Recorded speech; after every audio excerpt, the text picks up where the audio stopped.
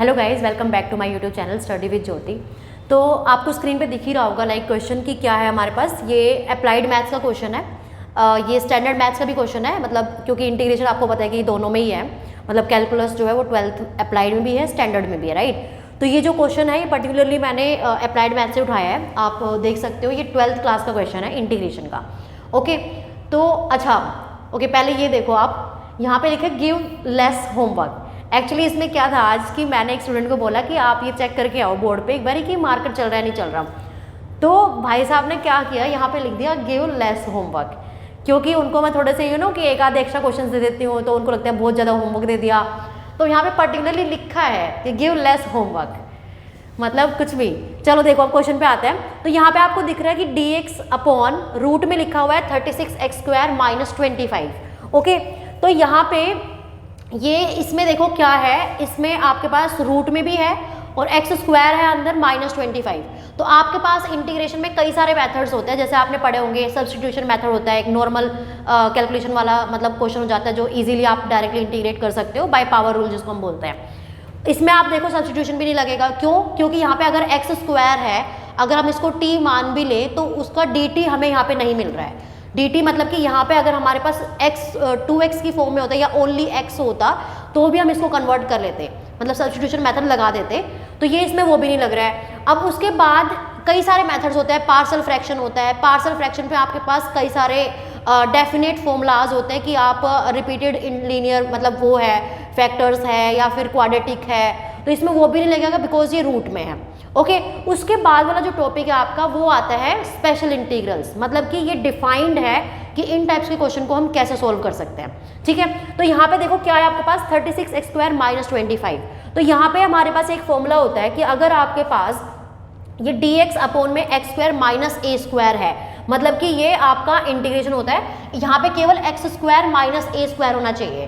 तो यहाँ पे हमारे पास डायरेक्ट फॉर्मूला है log x प्लस, मतलब ऐसी अगर फॉर्म है तो log x प्लस रूट में x² - a² plus c is the constant of integration, right. तो यहाँ पे अब a जो है वो आपके पास कोई भी कांस्टेंट नंबर हो सकता है, a इज एनी कांस्टेंट।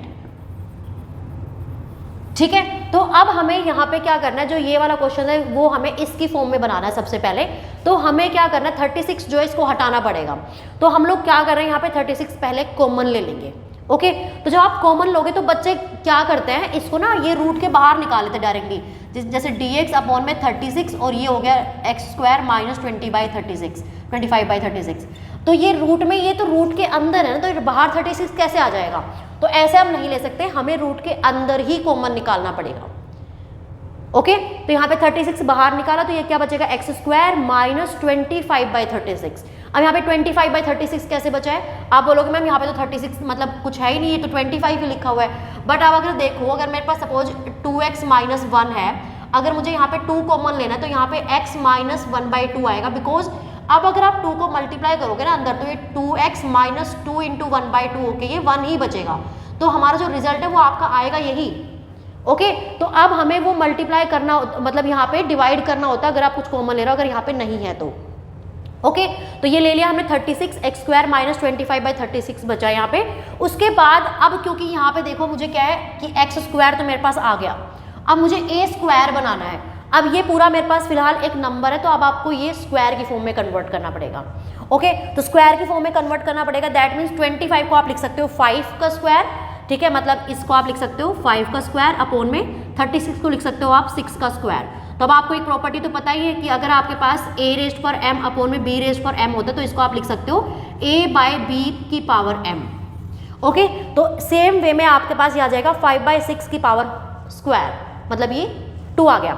ठीक है, तो अब यहाँ पे देखो, अब हमारा ये बन रहा है यहाँ पे कि x² - a² की फॉर्म में a आपका क्या है यहाँ पे 5/6। तो मतलब कि अब हम डायरेक्टली अपना वो फॉर्मूला लगा सकते हैं। तो आपका क्या आ जाएगा फाइनल आंसर, यहाँ पे ये 1/6 कैसे है? ओके, तो ये 36 था रूट के अंदर, तो रूट के बाहर आएगा तो 6 बन जाएगा। अब क्योंकि कांस्टेंट है तो मैंने इंटीग्रेशन के बाहर ले लिया। ठीक है, तो ये 1/6 आ गया log। अब डायरेक्ट फॉर्मूला पुट करना है, मतलब x तो सब कुछ ऐसे ही रहेगा, केवल एक ही जगह आपको पुट करना है 5/6। ओके, तो ये आ जाएगा x plus integration of x² - 5/6 का होल स्क्वायर प्लस c। अब देखो बुक में ना थोड़ा सा सिंप्लीफाइड वर्जन दिया हुआ है, तो अब आपको यहाँ पे दिख रहा होगा कि मैम ने क्या खिचड़ी पका रखी है इसमें, बट मैंने ये आप लोगों के लिए लिखा हुआ है ताकि मैं एक बार ये समझा दूँ, फिर उसके बाद डायरेक्टली आप समझ के क्वेश्चन कर सकते हो। मतलब आपको ये पूरा पार्ट करने की जरूरत नहीं है, आपको जस्ट थोड़ा सा दिमाग लगाना है यहाँ पे, उसके बाद आप कर सकते हो। ओके, तो यहाँ पे देखो क्या होता है कि आपके पास ये क्वेश्चन था, इससे आप डायरेक्टली ये आंसर लिख पाओगे after explaining this concept. Okay, तो यहाँ पे देखो क्या है 1/6 log, ये आपके पास था इनिशियली। अब अगर हम इसको ओपन करेंगे तो 25/36 आएगा, राइट। अब उसके बाद जब आप अंदर एलसीएम लोगे ये रूट के अंदर ही, तो आपके पास क्या आएगा यहाँ पे 36x² - 25/36। अब जो 36 ये 1 अपॉन में है, मतलब डिनोमिनेटर में है, जब बाहर निकालोगे रूट के तो 1/6 बनेगा, लाइक दिस, राइट। तो यहाँ पे क्या हो गया 1/6। अब देखो अब ये x अकेला है, तो अब हम यहाँ पे इसको नीचे 1 मान के एलसीएम लेंगे। एलसीएम लोगे तो ये देखो log के अंदर ही चल रहा है सब कुछ, ठीक है, आप कुछ बाहर नहीं लेके जा सकते यहाँ पे। तो ये 6 यहाँ पे आएगा, 6x प्लस दिस अपॉन में 6 प्लस c। अब आपको पता है हमारे पास यहाँ पे एक प्रॉपर्टी होती है कि log m/n की क्या प्रॉपर्टी होती है आपके पास, log m minus log n। अच्छा, मैंने यहाँ पे लिखी भी हुई है।